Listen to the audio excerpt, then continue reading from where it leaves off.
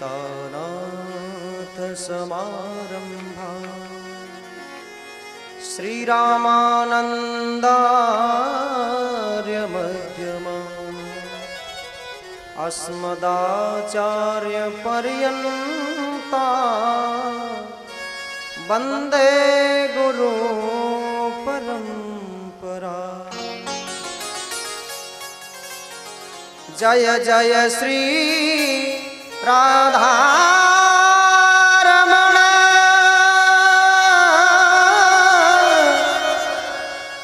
जय जय नवल किशोर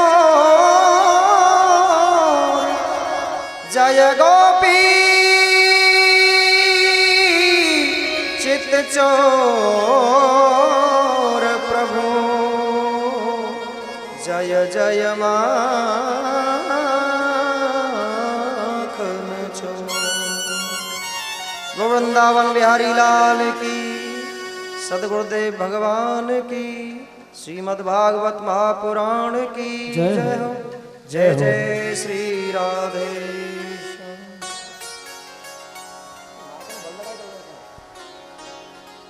श्री कृष्ण गोविंद हरे मुरारे, हे नाथ नारायण वासुदेवा।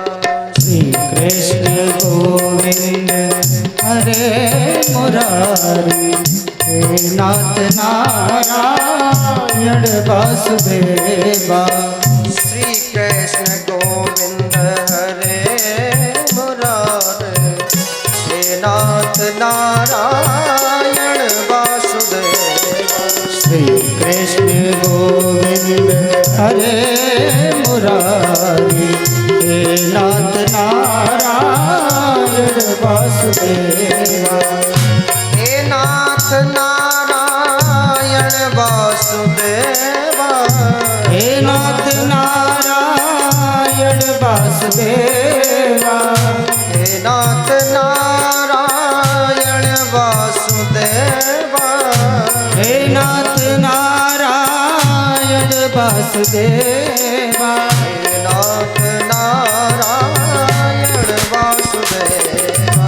हे नाथ नारायण वासुदेवा। जय जय श्री कृष्ण गोविंद हरे मुरारे, हे नाथ नारायण वासुदेवा। श्री कृष्ण गोविंद हरे मुरारी, हे नाथ नारायण वासुदेवा। हे नाथ नारायण वासुदेवा। हे नाथ नारायण वासुदेवा। हे नाथ नारायण वासुदेवा। हे नाथ नारायण वासुदेवा। हे नाथ नारायण वासुदेवा। हे नाथ नारायण वासुदेवा। हे नाथ नारायण वासुदेवा। हे नाथ नारायण वासुदेवा। हे नाथ नारायण वासुदेवा। हे नाथ नारायण वासुदेवा। जय जय श्री कृष्ण गोविंद हरे मुरारे, हे नाथ नारायण वासुदेवा। जय श्री कृष्ण गोविंद हरे मुरारी, हे नाथ नारायण वासुदेवा।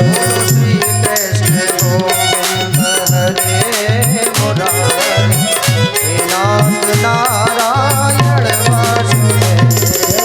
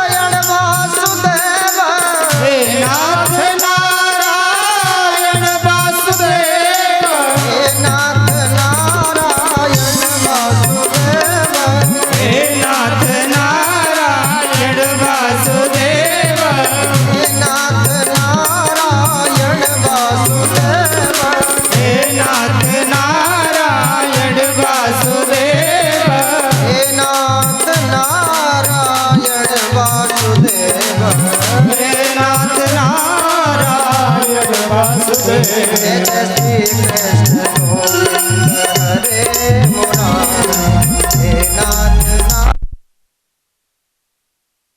जय जय श्री कृष्ण गोविंद हरे मुरारी हे नाथ नारायण वासुदेव। जय श्री कृष्ण गोविंद हरे मुरारी हे नाथ नारायण वासुदेव।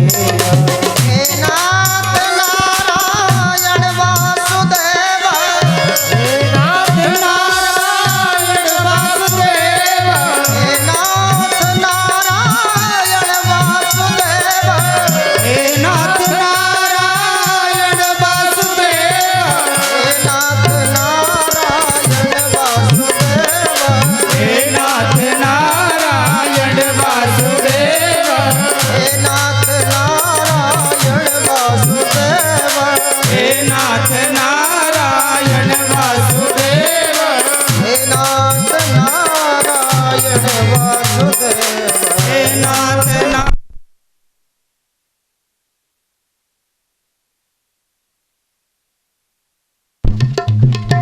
हे नाथ नारायण वासुदेव। हे नाथ बुलवा के बिहारी लाल की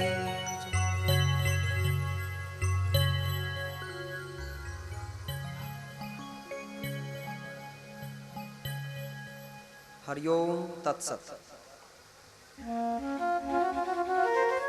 परम प्रिय सर्वव्यापी जगत आधार अखिल ब्रह्मांड नायक सर्वांतर्यामी जगत नियंता जगदीश्वर भक्त वांछा कल्पतरु जगत गुरु भगवान श्री गोपाल कृष्ण श्री कृष्ण स्वरूप श्रीमद् भागवत महापुराण प्रत्यक्ष एवं अप्रत्यक्ष रूप से विराजमान समस्त देवतागण व सिद्धगण परम आदरणीय प्रातः स्मरणीय पूज्यपाद परम श्रद्धेय मम सद्गुरुदेव भगवान समुपस्थित आदरणीय समस्त संत भगवान काफी दूर दूर से पधारे हुए समस्त भगवत अनुरागी भक्तजन श्रद्धामयी समस्त माताजी व स्नेहमयी समस्त बहनें संगीत मंडल बाल गोपाल व मेरा मित्र मंडल सभी का हृदयांगम से अभिनंदन करते हुए सभी को प्रणाम करते हैं। बोलो बांके बिहारी लाल की। पवित्र कीर्ति मंगलमय भगवान श्री कृष्ण के परम पावन श्री चरित्रों का वर्णन करते हुए ठाकुर जी की असीम कृपा से एवं आप लोगों की हार्दिक सद्भावनाओं से आप और हम आज इस सत्संग समारोह के 6वें दिवस में प्रवेश करते हैं। श्रीमद् भागवत जी की इस दिव्य रसमयी कथा का आज 6वां दिन है। मेरे सम्मानीय समस्त बुजुर्गों, आदरणीय समस्त श्रोताओं, माताओं और बहनों, आदरणीय समस्त संत भगवानों, श्रीमद् भागवत जी के अनुसार कल तक सबसे पहले आप लोगों ने श्रवण किया भगवान वामन की कथा। और भगवान वामन की जो कथा है वो जीव और ईश्वर का मिलन है, वो आत्मा और परमात्मा का मिलन है, वो भक्त और भगवान का मिलन है। भगवान वामन बलि के द्वार पर गए और बलि से जाकर के क्या मांगा? 3 कदम धरती मांगी। पदान 3 दैत्येन्द्र संददाम पराममः। 3 कदम धरती मांगी। 3 कदम धरती मांगने का अर्थ है ज्ञाता, ज्ञान और ज्ञेय, इन तीनों का दान मुझे कर दे। 3 कदम धरती मांगने का अर्थ ये है, 3 कदम धरती मांग करके ठाकुर जी ये कहना चाहते हैं कि मुझे सतोगुण, रजोगुण और तमोगुण, इन तीनों का दान मुझे कर दे। 3 कदम धरती मांगना माने जागृत, स्वप्न और सुषुप्ति, इन तीनों वृत्तियों का दान मुझे कर दे।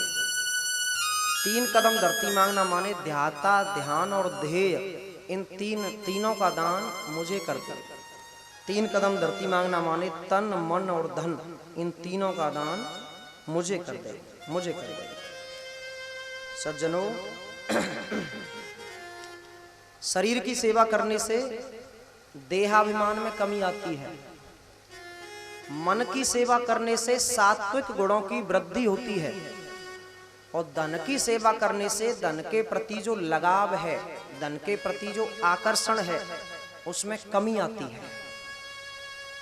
बहुत पढ़े लिखे विद्वान आदमी और शरीर की सेवा करने के लिए लालायत रहते हैं। कथाओं में जो कथाएं होती हैं उनमें पांडालों में झाड़ू लगाते देखे हैं हमने, बड़े बड़े पैसे वाले बड़े बड़े विद्वान आदमी। क्योंकि शरीर की सेवा करोगे शरीर के द्वारा तो देहाभिमान जो होता है हमारा, उसमें कमी आती है, वो घटता है। मानसिक सेवा करोगे तो सात्विक गुण जो हैं उनमें वृद्धि होगी, हमारे अंदर सात्विक गुणों की वृद्धि होती है। और धन की सेवा करने से धन के प्रति जो लगाव है ना, आकर्षण है, उसमें कमी आती है। धन का दान करो, हैं, गौशाला बनवाओ, गाय की सेवा करो, कुआं खुदवाओ, नल लगवाओ, धन की सेवा करो, पुण्य करो, उससे धन के प्रति जो लगाव है उसमें कमी आती है सज्जनों। उसके बाद में कल आपने संक्षेप में सुनी श्री राम कथा। भगवान श्री राम का जो जीवन है, भगवान श्री राम का जो अवतार है, वो हमें आदर्श से रहना सिखाता है।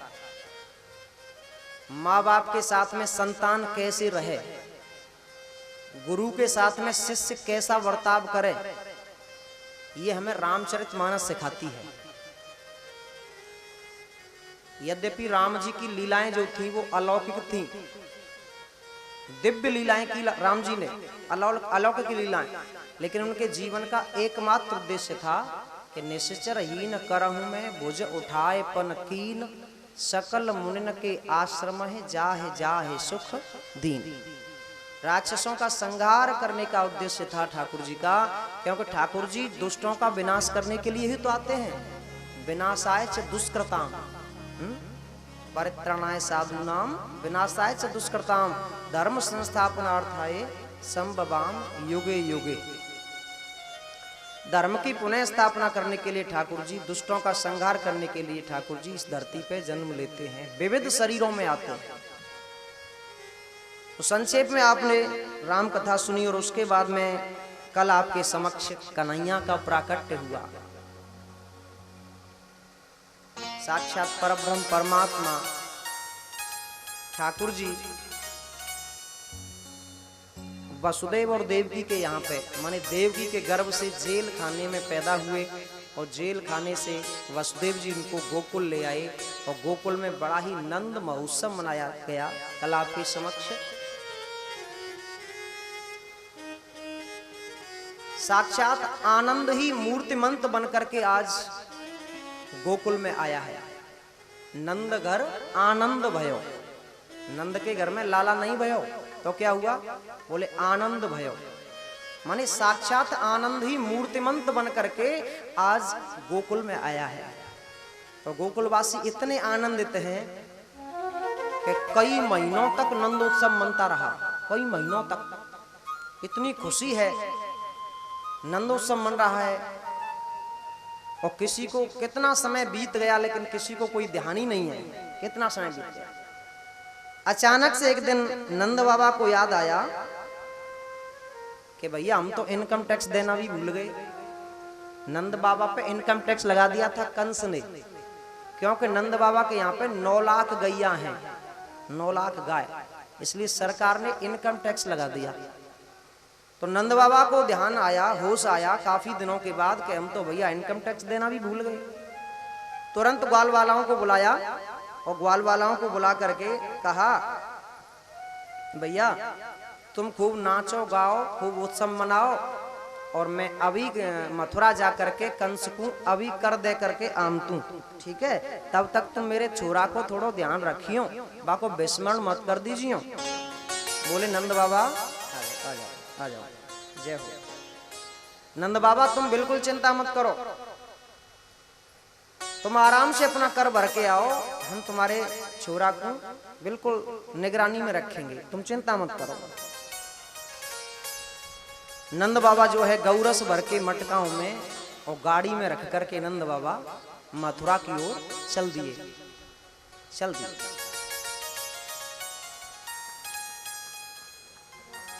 गोपान गोकुल रक्षायां निरूप्य मथुरा गतः नंदः कंसस्य वार्षिक्यं करम दातुं कुरुद्भव।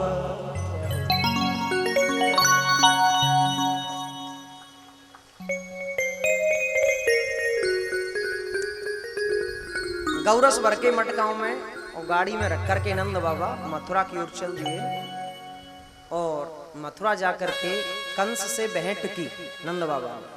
हरिओम, जय हो प्रभु, जय हो। नंद बाबा से भेंट की और कंस से भेंट की नंद बाबा ने। तो कंस ने कहा नंद बाबा अब की बार इतना विलंब कैसे कर दिया, इतनी देर कैसे कर दी कर देने में। तो नंद बाबा बोले भैया महाराज, अरे क्या बताऊं महाराज यार, 90 साल की उम्र में मेरे छोरा भयो है। अच्छा तेरे यहाँ छोरा भयो है भाई, ये तो बड़ी खुशी की बात है भाई, बता। अरे महाराज क्या बताऊं, सब आपको ही आशीर्वाद है, सब संतन को आशीर्वाद है। नहीं मैं तो बिल्कुल आस ही छोड़ बैठो, लेकिन संतों के आशीर्वाद से, संतन के आशीर्वाद से और छोरा है गए।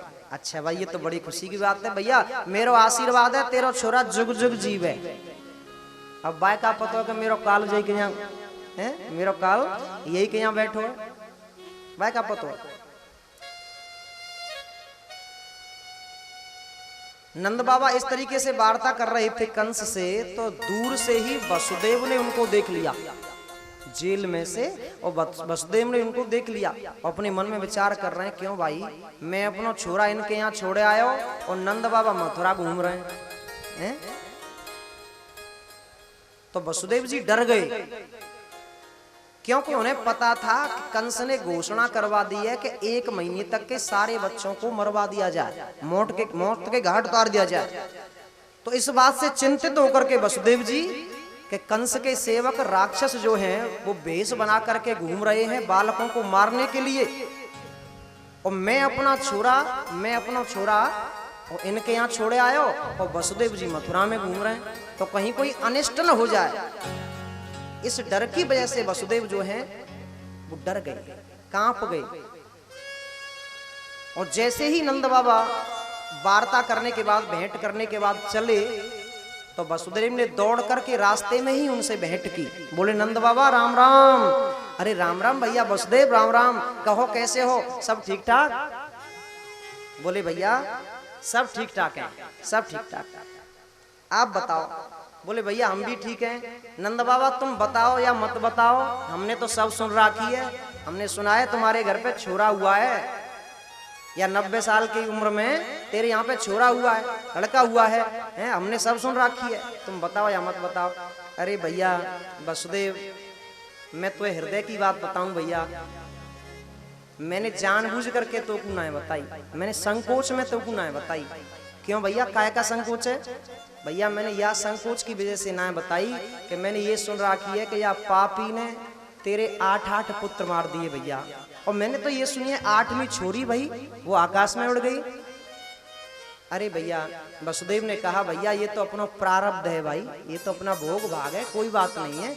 लेकिन भैया जब से तेरा छोरा हुआ है ना तेरे यहाँ पे भाई, मेरे को तो इतनी खुशी हुई है कि मैं खुशी में पागल हो गया। मुँह को तो ऐसी लगे कि साक्षात मेरे घर में ही छोरा भयो है का।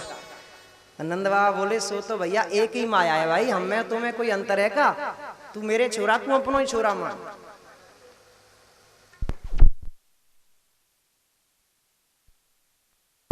श्री राधे, मेरे और तेरे छोरा में कोई अंतर है का?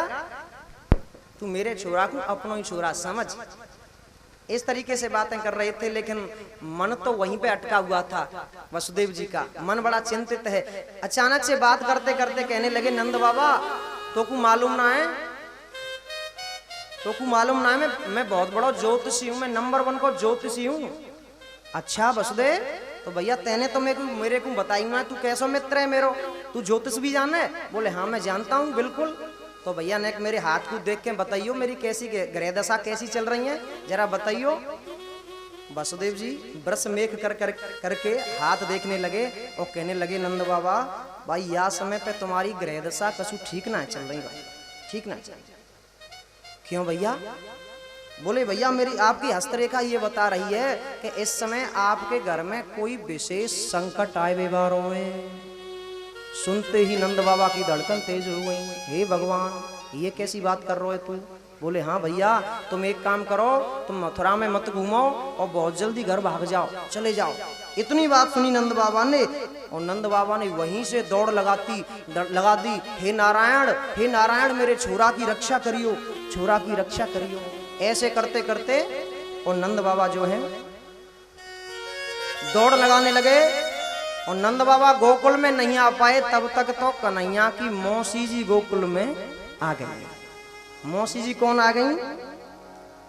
कंसेन प्रहिता घोरा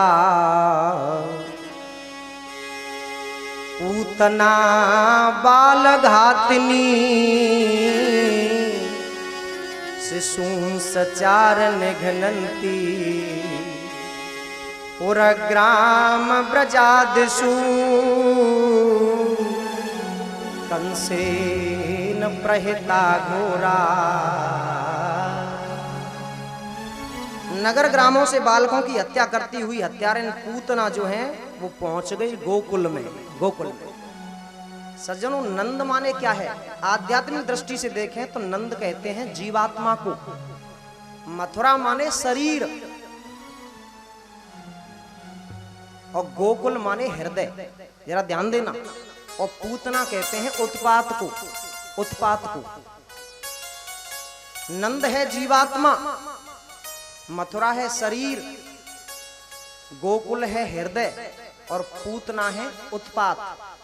और जब नंद रूपी जीवात्मा इस हृदय रूपी गोकुल को छोड़ करके मथुरा रूपी शरीर में जाता है तो फिर उत्पात मचाने वाली पूतना गोकुल में आ जाती है, हृदय में आ जाती है, हृदय में उत्पात मचाने लग जाती है।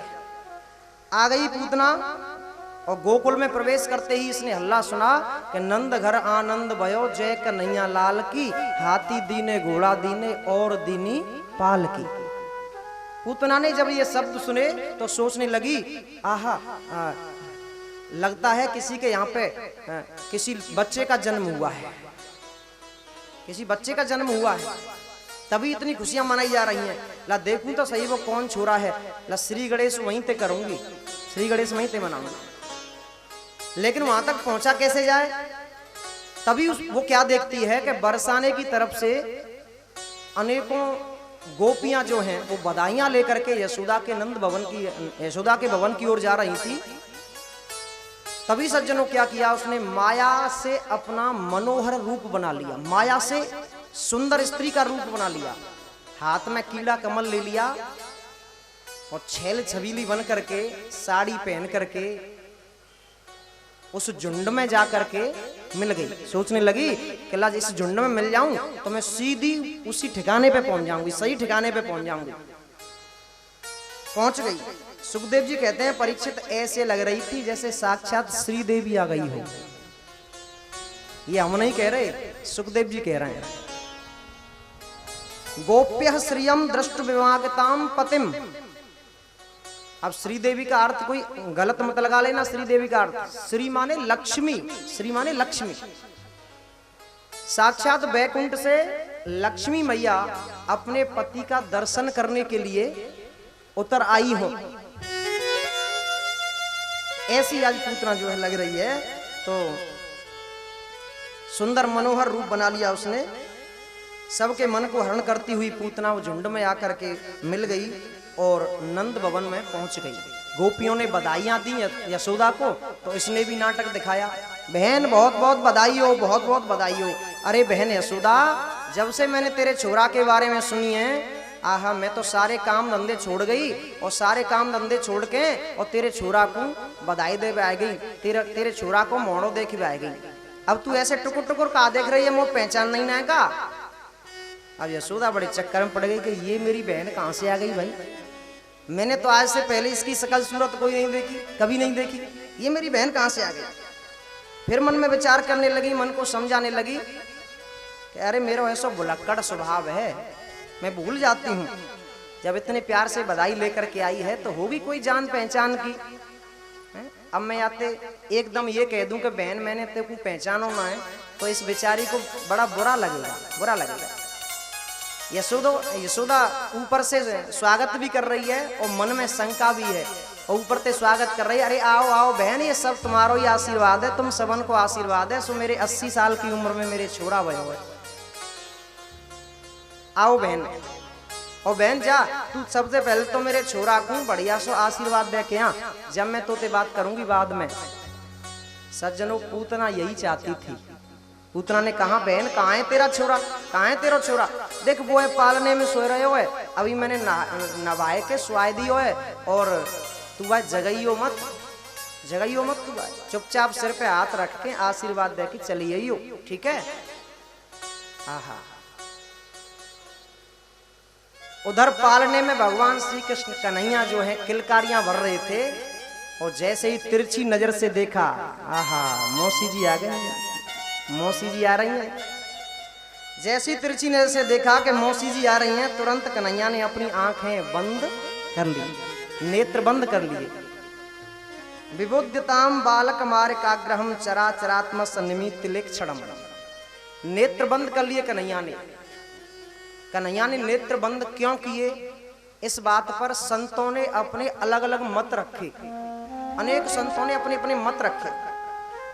एक संत कहते हैं कि भगवान ने पूतना को देखते ही आंख इसलिए बंद कर ली कि प्रभु ने सोचा कि हम आए हैं दुष्टों को मारने के लिए, विनाशाय च दुष्कृताम, दुष्टों को मारने के लिए आए हैं। और मालूम पड़े कि ये अभियान हमें पूतना मौसी से ही प्रारंभ करना पड़े, तो इतना बड़ा अभियान जब शुरू कर रहे हैं तो आंख बंद करके ऐसा न करें मंगलाचरण कर लिया जाए। इसलिए ठाकुर जी आंख बंद करके मंगलाचरण कर रहे हैं, ठाकुर जी ने इसलिए आंखें बंद कर ली। दूसरा एक और कारण बताते हैं, एक संत कहते हैं कि नहीं नहीं इसलिए आंखें बंद नहीं की, कन्हैया ने आंख बंद इसलिए की कि ठाकुर जी ये सोच रहे हैं कि भाई हम तो दाऊ जी की मिश्री खाए हुए आए हैं, गोकुल का माखन खाने के लिए आए थे, माखन मिश्री, और ये कम वक्त जहर लगा के आ गई है, ये जहर लगा के आई है।